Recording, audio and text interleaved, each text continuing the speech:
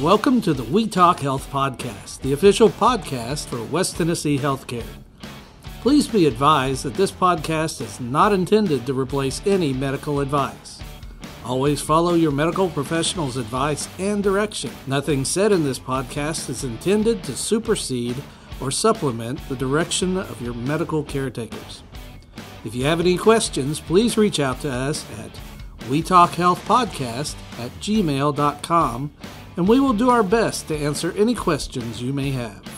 Welcome to another episode of We Talk Health. My name is Kwasigroh, and joining me in the studio today are quite a few people, all from Sports Plus Brownsville. We have Susan Gilbert, Torry Patrick, and we have a special person in the room, Mr. Ricky Reed. How are you, sir? I'm doing great. How Good. about yourself? I'm pretty fantastic. Thank you guys all for coming in today. And I don't even ask you guys, how are y'all? How's everyone doing? We're doing well. Good. Glad you guys are here today. So it's my understanding that we're going to be doing a patient testimonial today. So I guess my first question is, what drew you to Sports Plus Brownsville? What issues were you having, and then how were they able to help you? Well, I had an accident on October the 3rd, 2019, which they had to cut me out of my vehicle and fly me to the trauma center. And so I had 3 surgeries, I think 3 days after I got there. Mm-hmm. And so for rehabilitation or therapy, Brownsville, you all were highly recommended, so that's where. Matter of fact, it's close to my neighborhood, too. So. Well, there you go. Yeah. Right in your backyard. Yeah. Awesome. Literally. Thanks for just taking the time to hang out with us today, Mr. Reed. And what I would like for you to do is just tell a little bit about that day, because I know that day kind of changed your life, the day of the accident. Started off a normal day, normal routines. I get up about 4:30 and get myself together, and I stop by Baskin to get my coffee and my breakfast, which I don't start eating until I cross the Madison County line. But I stopped by the church that morning and make sure things were adjusted for somebody to come do a little work for me. And regular routine on my way to work. And when I crossed the interstate, life changed quickly, and found myself under a transfer truck. Oh, wow. Didn't know I was under a transfer truck at the moment. I just knew I wasn't moving. Mm-hmm. So it was, and being a little claustrophobic, I tell anybody, I said, I know for a surety God was with me. I know without a doubt. Sure. Because I'd have been just climbing the walls and sometimes just in the house. And but I had a peace, but I was in a situation, I was stuck and I couldn't get out. I could move my legs. I could move the right side of my body. Mm-hmm. Left side it just jammed, so I couldn't do anything. But they said I really had a sense of humor even in the midst of it all, because I was sitting there and trying to figured a way to get out the car. But I didn't know how bad my situation was. Mm-hmm. I think that the impact of it all, you're in shock. Your body's in shock. Sure. Had bleeding on the side, there's bleeding on the brain, on the left side. At that time, I didn't know how severe that was until a guy, he kind of got got a rag or something and put it next to my head, and it kind of began to put pressure. After this young lady asked me, did I need anything? And I'm just kind of trying to walk back through it now. The only discomfort I really, really had at that moment was that seatbelt being kind of around my neck. And she said, can I do anything? I said, well, if you can kind of move the seatbelt.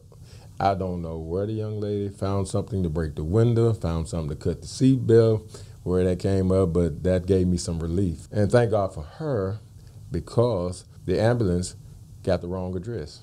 Oh, wow. Oh, so this was just like a Good Samaritan kind of person who just stopped and Yes, helped? yes, Gotcha. yes. Well, maybe 2 cars behind me. Mm-hmm. And so it's supposed to be on Highway 70. They went toward Jackson. They were on the Highway 70 going toward Memphis. Oh, I see. And so I was there a lot longer than, I thought I would be. So that's why I know that there's a peace of God that will surpass all under human understanding, because I still don't understand it. Right. But I'm just glad it showed up. Right. Yeah. And Mr. Reed, I know you sustained several injuries at the time of the accident, and one injury involved your hand. Tell me, talk to us about what happened to your hand and the surgeries that ensued that. Wow. Okay, once they got me to the trauma center, they were concerned about, because I was in a neck brace, they was concerned about my head, doing all of that. But in the meanwhile, they were concerned about my wrist. And they said, we're going to have to reset your wrist. And I said, okay. Now, they'd already done, the plastic surgeon had come and sewn up the side of my face. And they did an awesome job. You couldn't hardly tell that. That same day, you couldn't hardly tell they had done it. And so they said, well, and now they gave me, I don't know what they gave me for that, so I wouldn't feel the pain. But when they got ready to go reset my wrist, there was no pain medicine or shot or anesthesia, nothing. They said, we're going to reset your wrist. I said, okay. I just prepped myself, and I went, and it was just two guys and me in a room. And I'm like, okay, I don't see anything else in here but them. So one guy was pulling one direction, and another one was pulling the other. That was the most excruciating pain I believe it. ever. Because once they would pull in the opposite direction, then they would do a little twist. And then it took 10 minutes, and they just, for a while, they just going, and they were, gosh, that you're talking about pain. I believe it. And at that time, I didn't know my wrist was broken. So were you able to move it before they started resetting it? I don't remember. Okay. Because so much was going on, just emotionally and family and all of that. Sure. So when they did that, they were doing the setting of it. They asked me when they finished, they said, did that hurt? I said, are you crazy? And he said, well, you didn't say anything. I said, I had settled it in my heart that I was going to endure it. And I just endured it. If I had to do again, I don't know. It'd be like the time next to my last whipping I got. I didn't cry next to the last one.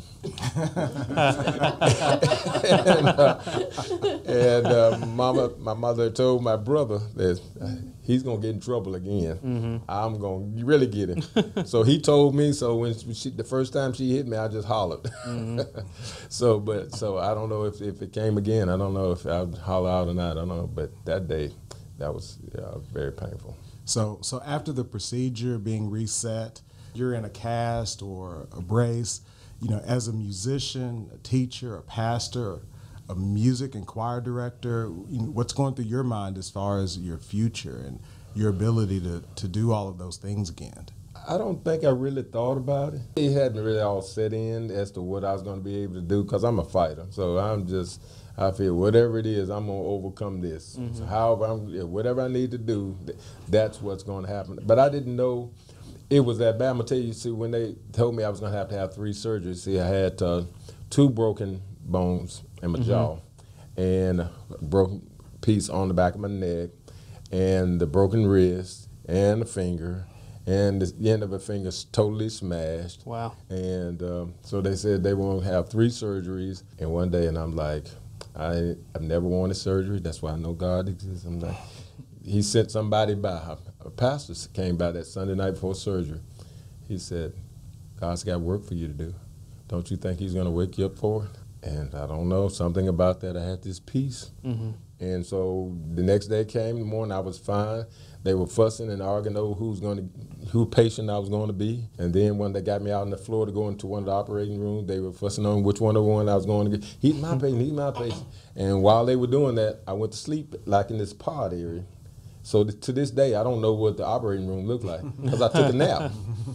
And when I woke up, they were done. And I was still in the same spot, literally in the same spot. But what was different, my mouth was sewn together. I had the cast in my hand and all of this. And I'm like, now I guess I was too groggy to even think about being able to play again. But, and I didn't know what would happen until I got out.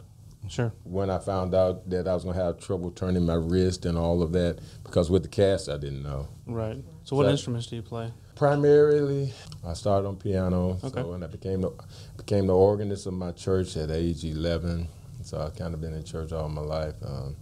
And so basically keyboard instrument. I can play some guitar, just some little bit on other instruments, just to help others when I'm doing workshops. Right. I asked that because I'm also a musician. So if I had been through your situation, like I play drums and percussion, so having my wrist broken, fingers smashed, I would have been internally, probably externally freaking out a little bit. So I guess I'm saying props to you for just kind of keeping your composure. When you have family, I think the thing that got me the most in the situation was, like Paul said, just whatever situation you find yourself in, I found contentment until my wife got there. She looked at me and she immediately turned her back, and that got me.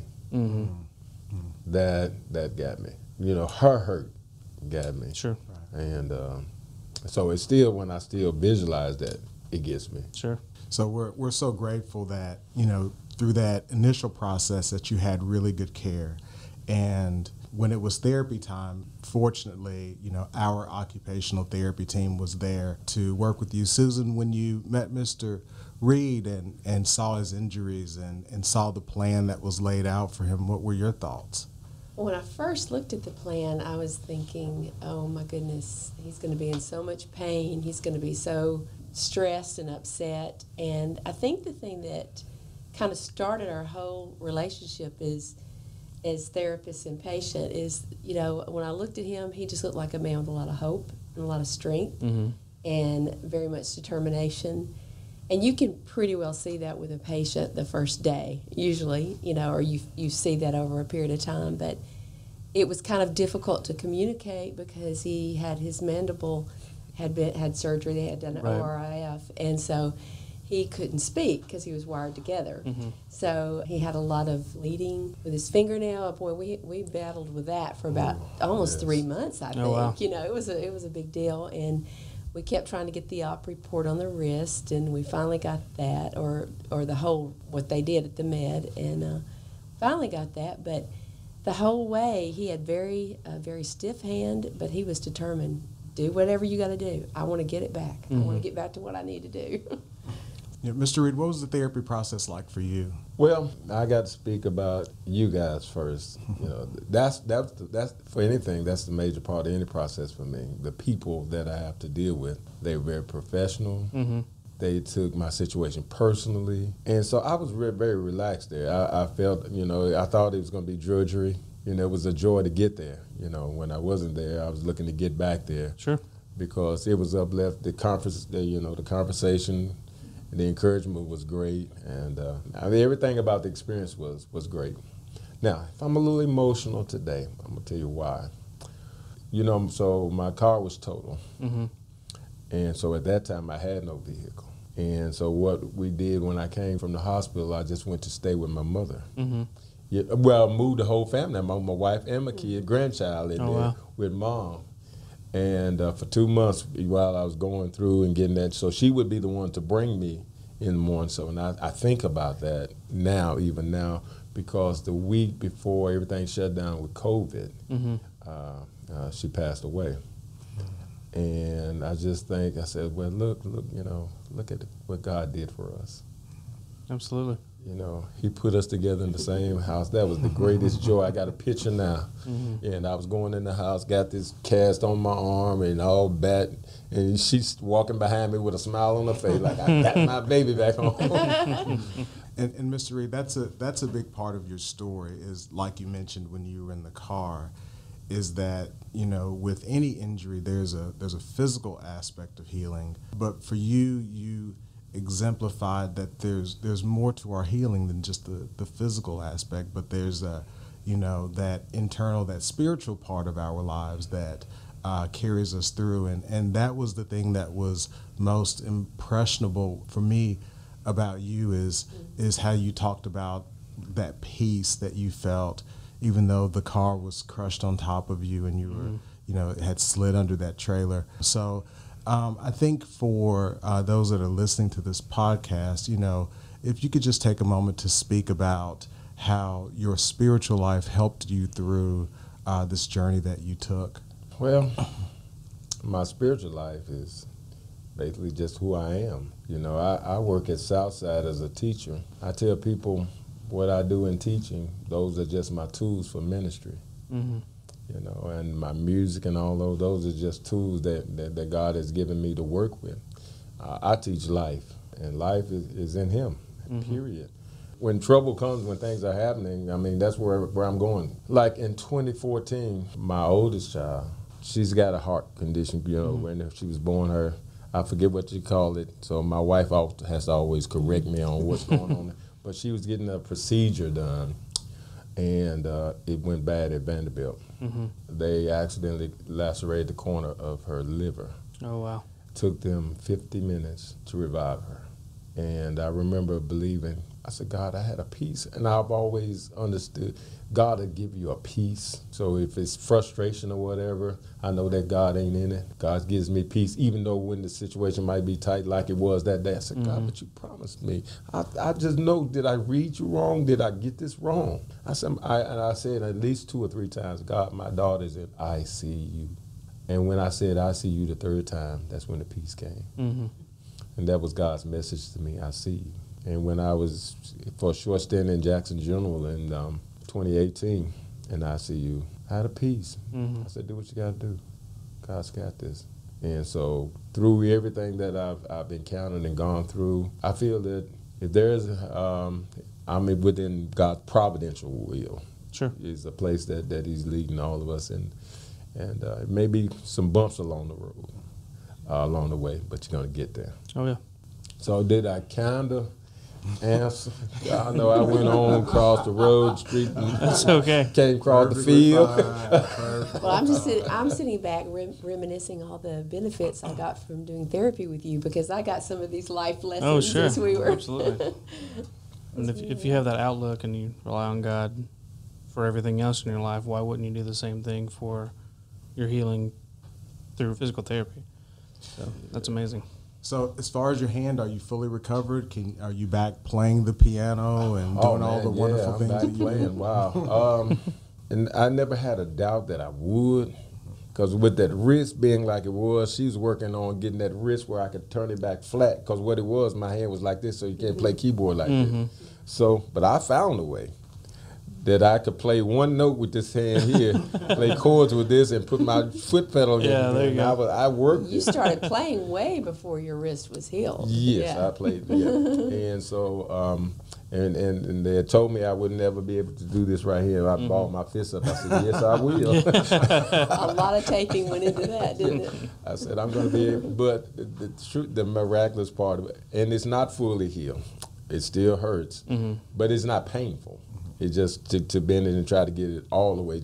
And I found out that some things that I took. I'm a trained pianist, and I graduated in piano performance. Oh, wow. So there were some songs and things I thought I would never be able to do before the accident. Right. I can do them now.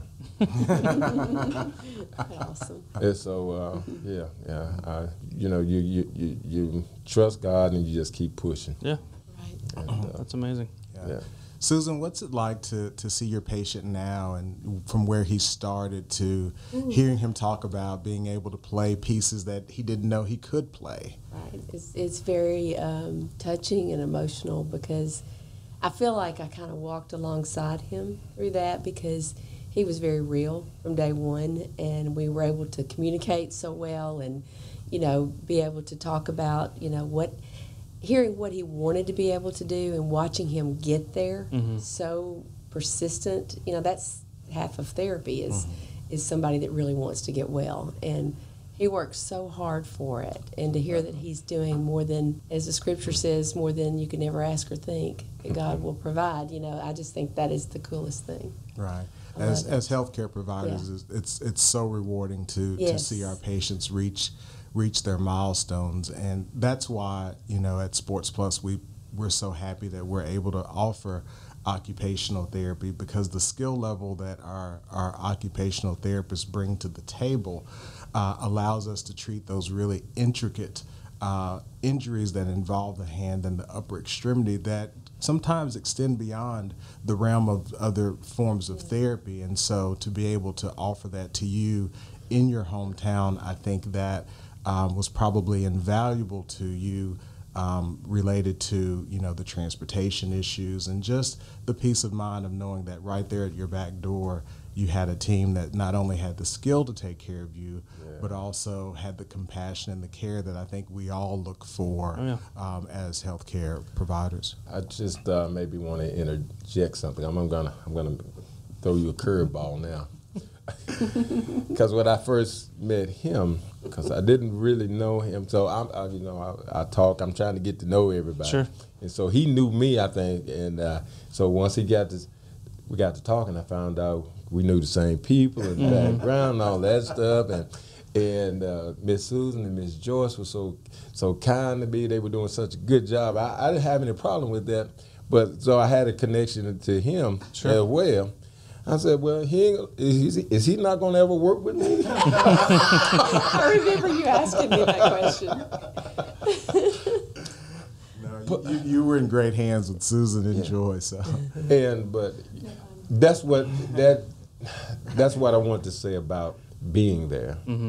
Because I was like, gosh, I'm like, is this for real? I mean, it was like wasn't nobody else in the world. I'm going to get you through this. This is how this happened. This is what's going on with this. And I'm like, really?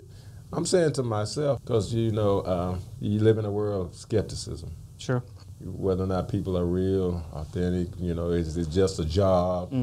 But out of that, God, I received a family out of that. I was going to say, a lot of people that we feel like your family. Yeah, we feel like your family. And also from a treatment standpoint, it's important when we're treating an injury like yours that we're able to provide that individual one-on-one attention because the injury is so delicate that we can provide, those services the way that we want to, the way you need, and pay attention to the details. So it allowed you and the therapist working with you to really develop that bond.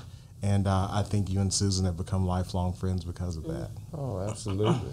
Yeah, Joyce and I mentioned many times how having you was a blessing to us. Wow, yeah, and I got to, I don't know if I met Joyce's son, but we were at the All West event together. Yes. And I had taken some pictures, and I caught him in one of them. Yeah. And so it was just, everything, I try to make connections. Sure. And because once I believe in something, I stick with it. And I believed in the team. Now, it was tough leaving Brownsville when I went back to school. Right. To go to the lift. I'm saying, why do I got to go to the lift? Remember that. I didn't want to leave Brownsville. Well, we didn't want to give you up either, but West Tennessee Healthcare is dedicated to providing services throughout its coverage area throughout West Tennessee, and so with us having 14 locations, that enabled you to go back to work and still not be stressed on, how am I going to get my therapy? So still got to see some of the same faces. Yeah. Susan at Lyft, Yeah. right here in Jackson in the back door of where you work. So we were grateful to be able to offer that to you so that you can continue therapy with ease. And you fit right in wherever you go. And you became family there too. I guess that was just a remarkable part being in the trauma center and getting ready to go into surgery. That people, I made them I tried my best to have them feeling comfortable. And so then they had the little tug of war thing, because I feel if I can get you to feel comfortable, then I'm going to be comfortable. Yeah.